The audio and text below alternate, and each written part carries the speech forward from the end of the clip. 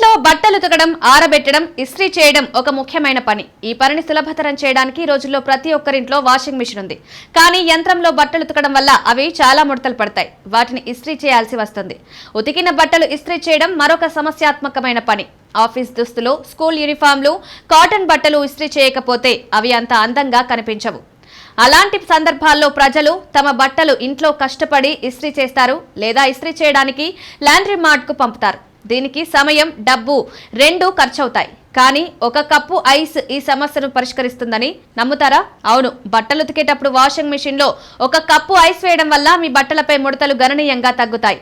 విడిగా ఇస్త్రీ చేయవలసిన అవసరాన్ని తొలగిస్తాయి. కాబట్టి ఈ ట్రిక్ ఎలా పనిచేస్తుందో, దాన్ని సరిగ్గా ఎలా ఉపయోగించాలో చూద్దాం. బట్టలు ఆరబెట్టడానికి వాషింగ్ మిషన్ లో ఐస్ క్యూబ్ల నుంచి స్పిన్ మోడ్ లో యంత్రాన్ని నడిపినప్పుడు మంచు నెమ్మదిగా కరిగి ఆవిరిలా పనిచేస్తోంది. ఈ ఆవిరి డ్రైయర్ లోని ముడతలను సడలించి బట్టలు మృదువుగా ఇస్త్రీ చేసినట్లుగా కనిపించేలా చేస్తుంది. ఈ పద్ధతి ముఖ్యంగా సింథటిక్, రేయాన్, పాలిస్టర్, తేలికపాటి కాటన్ బట్టలపై బాగా పనిచేస్తుంది.